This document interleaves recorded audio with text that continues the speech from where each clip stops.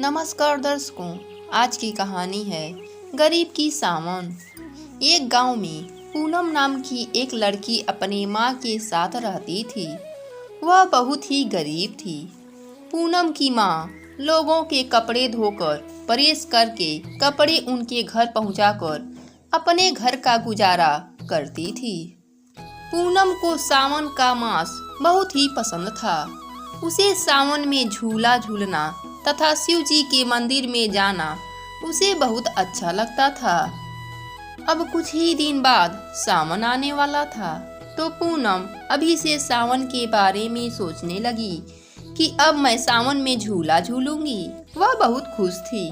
वह सोच रही थी कि सावन में क्या क्या करना है। अब सावन 2 दिन शेष था। पूनम अपनी सहेलियों के साथ बाहर खेलने जाती है, तो उसकी सहेलियां झूला झूलने की बात करती हैं।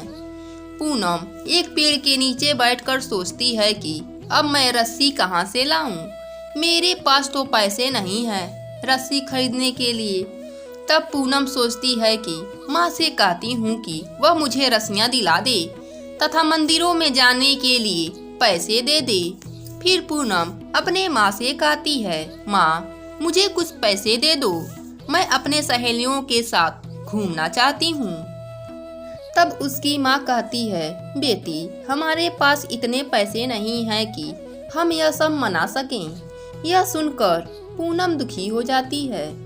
तब उसकी माँ कहती है, बेटी तुम चिंता मत करो, हम और कुछ की तैयारी नहीं कर सकते, लेकिन तुम्हारे लिए तो एक पतंग खरीद ही सकते हैं। फिर पूनम की माँ उसे 5 रुपए देती है और कहती है, जाओ इससे अपने लिए पतंग खरीद लो। पहले तो पूनम शिव जी के तस्वीर के पास बैठकर रोती है, फिर पैसे लेकर पतंग खरीदने चली जाती है। जब वह पतंग खरीदकर वापस लौट रही थी, तब उस रास्ते में एक बूढ़ा आदमी मिलता है। वह पूनम से कहता है, बेटी मुझे प्यास लगी है, क्या तुम मुझे पानी पिला दोगी? उसके बाद पूनम कहती है, बाबा मेरे पास तो पानी नहीं है, आप मेरे घर चलिए तो मैं आपको पानी पिला दूंगी। यह सुनकर बूढ़ा आदमी पूनम के साथ उसके घर जाता है और पूनम उसे अपने घर पर बैठाती है और उसे पानी पिलाती है।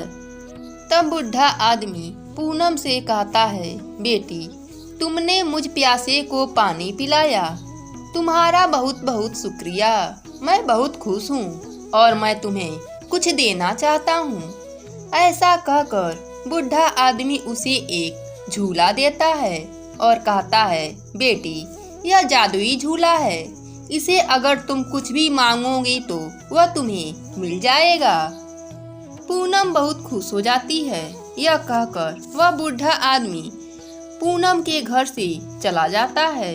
फिर पूनम मन में सोचती है कि क्यों ना इस झूला को आजमा लिया जाए कि यह कुछ देती है या नहीं, या वह बूढ़ा आदमी झूठ बोल रहा था। फिर पूनम झूला से कहती है, हे जादुई झूला मुझे खूब सारी मिठाइयाँ दे दो। इतना कहते ही पूनम के सामने कई तरह की मिठाइयाँ आ जाती हैं। पूनम बहुत खुश हो जाती है। पूनम सावन के लिए सब कुछ मांगती है।